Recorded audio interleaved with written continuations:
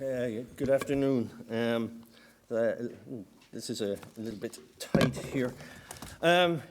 Great pleasure to be here and to speak at this conference on a topic that might seem at first a little incongruous, jury trial and the 1916 Rising, and the 1916 Proclamation.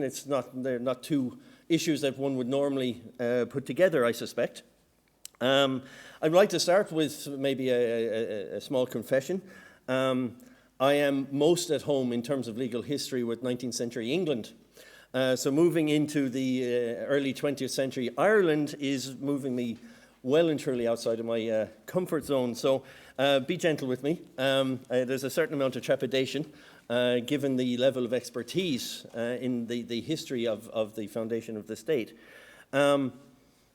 I'd also want to say that this is still a work in progress. There's some issues that I'm still working on, still trying to work through in my own mind. But nevertheless, I want to firstly justify the juxtaposition of these two issues of jury trial and 1916. Because, of course, the proclamation is an assertion of statehood. It's an assertion of independence, of sovereignty, of values. And there are various values mentioned within the proclamation itself. You have sovereignty, of course, itself, which runs through the whole document. Religious and civil liberty is specifically mentioned. And equality is mentioned on a couple of occasions. Perhaps understood differently than today, but the concept itself is a core value in the proclamation. There is no mention of anything judicial.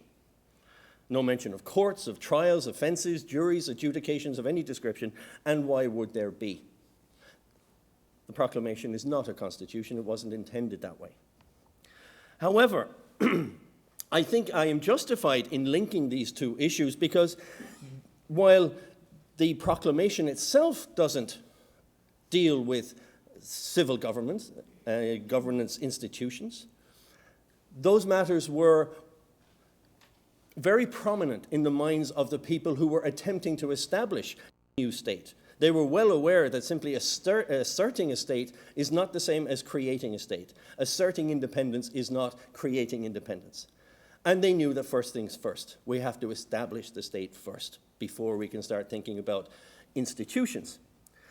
But they were well aware of the importance of judicial matters.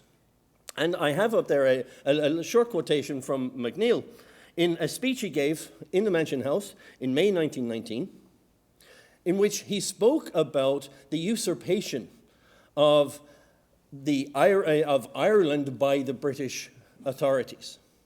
And he particularly pointed, in fact, his whole speech was directed to what he considered the worst feature of the English usurpation in this country, which was the English judicial system that had been imposed upon us. That was his focus. That's how prominent this matter was in the minds of one of the leaders of the time. And not only that, but he gave prominence to the problems of the jury system, and specifically the manner in which the Crown was able to manipulate that system in order to achieve the results that they wanted. So that, I think, is my hook. That's how I link the two. Jury trial is not mentioned in the proclamation, but it is certainly in the minds of the people who were there and who would be charged with building this new country. And what I want to do today is really to just reflect upon the choices made within the context of the jury system, following the establishment of, if not independence, at least the freedom to establish some form of governance according to our own wishes. And we heard yesterday from Laura Cahalan describing the 1922 Constitution in glowing terms as far as innovation was concerned. I suspect my conclusion will be somewhat different. In my view, certainly in this issue, I will be adopting Brian Farrell's comment that you see there, that we simply reinstated what was there already. And in fact, in at least one respect, we took a step back. So, I want to start very quickly by just looking at the jury system that was inherited. This is the eve of the push for independence. We are very much within the British constitutional tradition in which jury trial is of huge importance, at least formally. These figures are from 1917. You will see that summary offences outnumber the indictable offences or jury trial offences by a very considerable margin. Despite the rhetoric, for every person tried on indictment, 78 were tried summarily. Jury trial occupies a much greater position in 1917, and indeed today, in our thoughts and in our traditions than it does in our actual practice. The reason for that is very complicated. I don't have time to go into it. In England, the decline of the jury is associated with a drive for efficiency. That's also an issue here, but of course we also have then the security issue in Ireland that leads to a variety of experiments with non-jury trials and non-jury tribunals. In terms of eligibility, there is no sense until the latter half of the 20th century that the jury should be representative. The jury represents the community, but is not representative of it. The primary qualification criterion, of course, is property ownership. In most parts of the country, a person to be eligible for jury service had to own property worth £40 annually.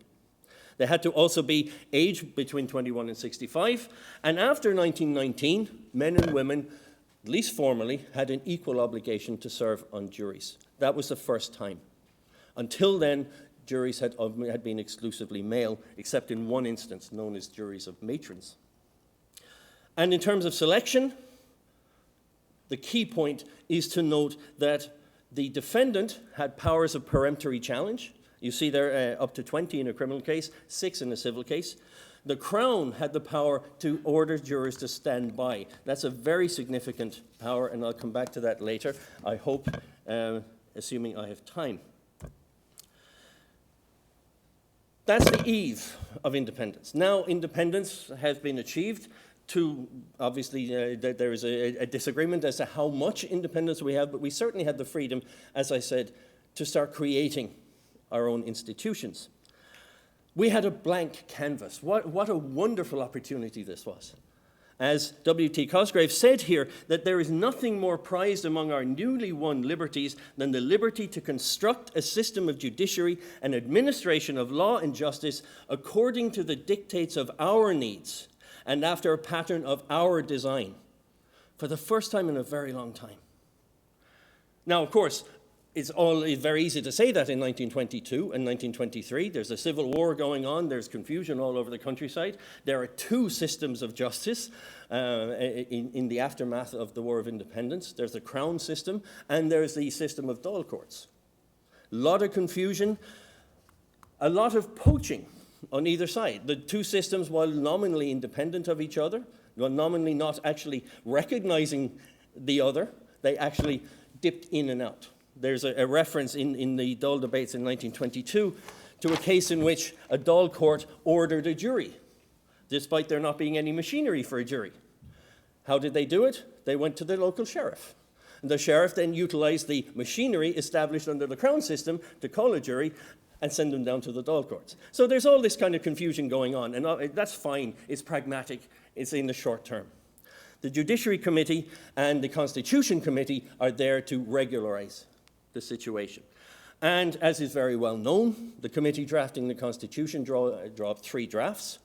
Each one contains a jury trial mandate.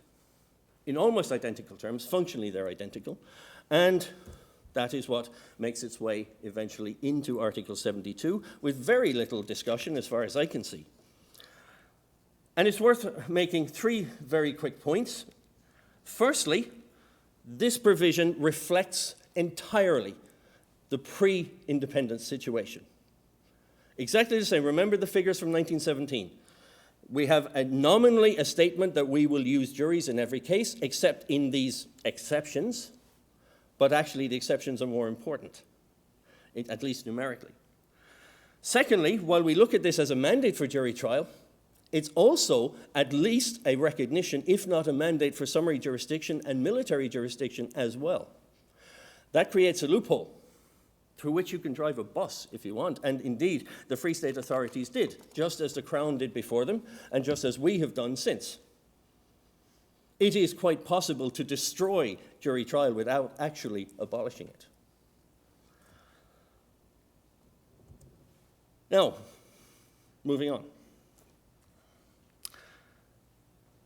The Free State establishes this mandate. Jury trial is required, all well and good, but the Free State authorities make absolutely no effort to reverse the trend, to place more stock in juries.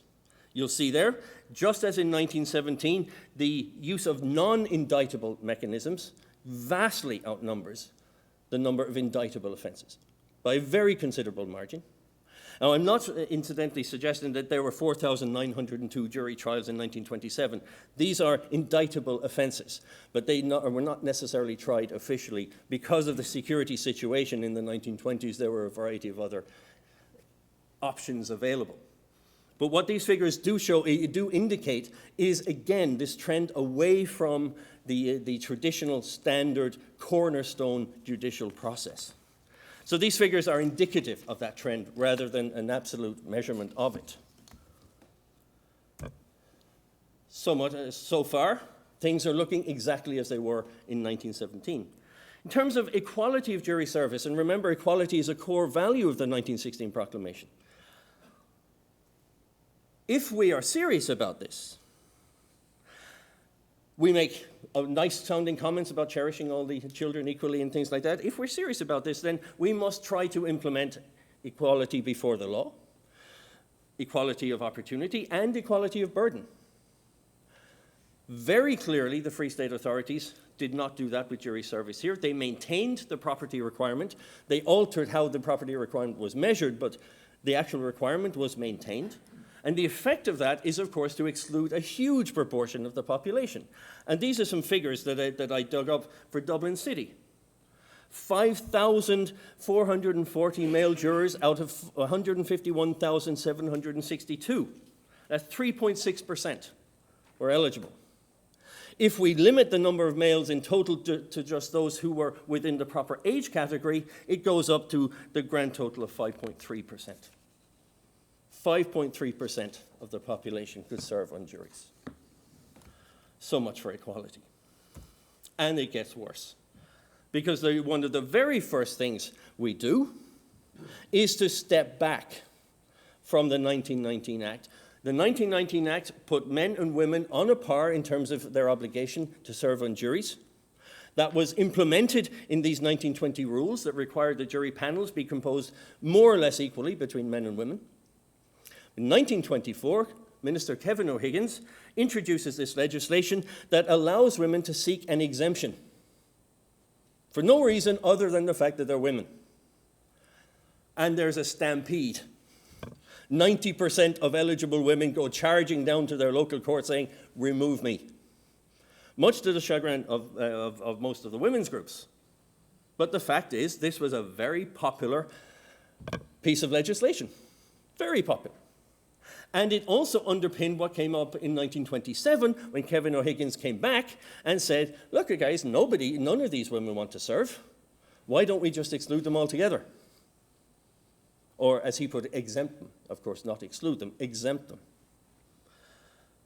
Eventually, that proposal was watered down due to an amendment introduced by Sir James Craig, who suggested that instead of exempting them, well, we'll give them the option to be included if they so choose. But women would have to actually come forward and ask to be included, whereas men were automatically included once they met all the criteria.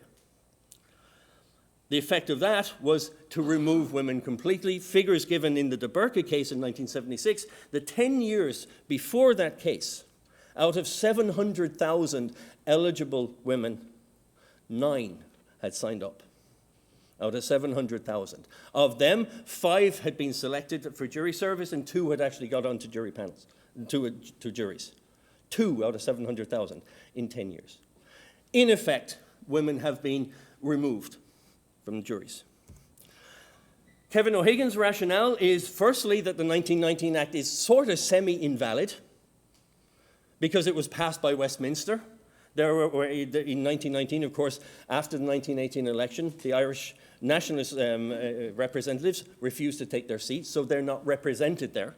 And he suggests that less than 10% of the electorate in this country would have supported that measure. Secondly, he points out that women have voted with their feet. They had the option to serve, and they ran like hell. They didn't want to serve in juries any more than anybody else. He said that in 1925, in all of Dublin, maybe 40 women had served on juries, and it just wasn't worth the hassle for 40 people.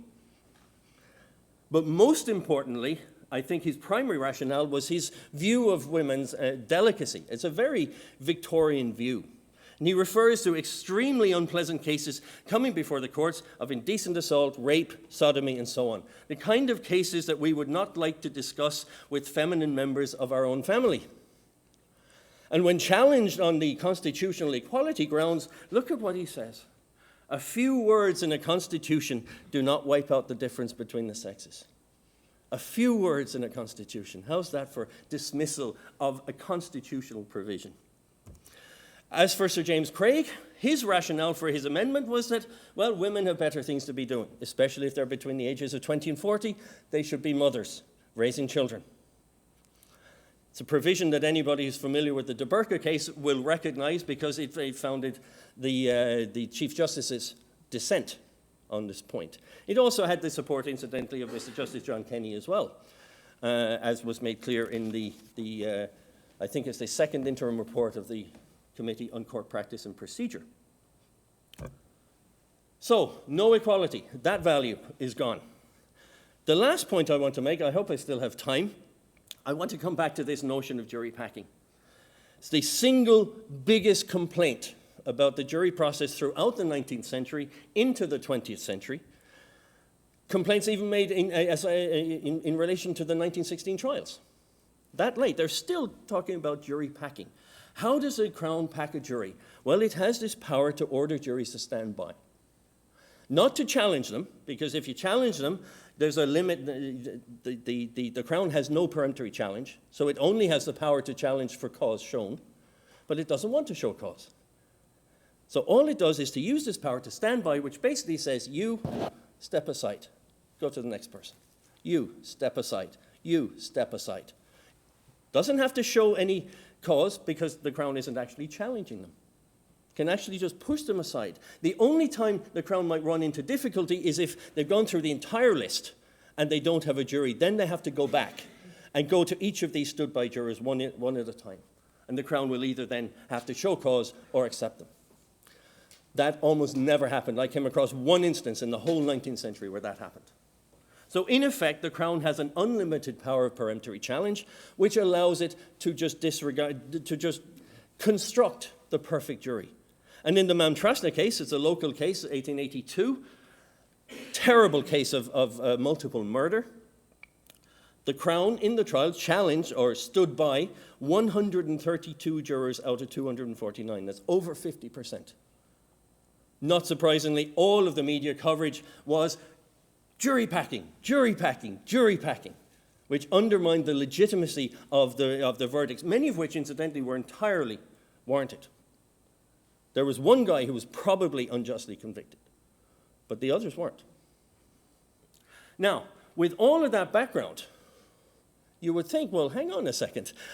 The first thing that Irish nationalists are going to do is get rid of this.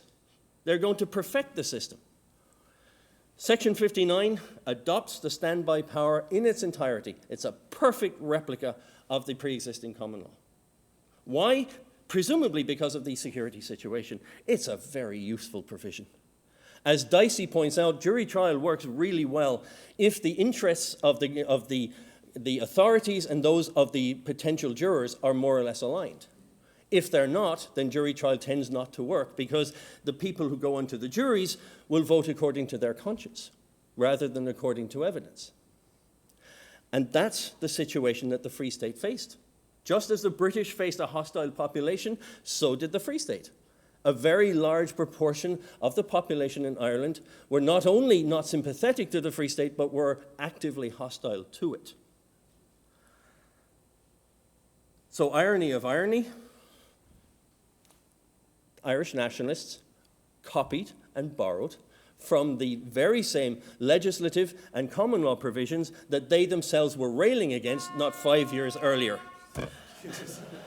And in conclusion, whew, that was tough going. My conclusion is that there was an opportunity here and it was utterly wasted. They could have made so much more. They didn't have to accept jury trial. Sorry, I know I'm going a little bit over. I'll take it as a 5-minute warning.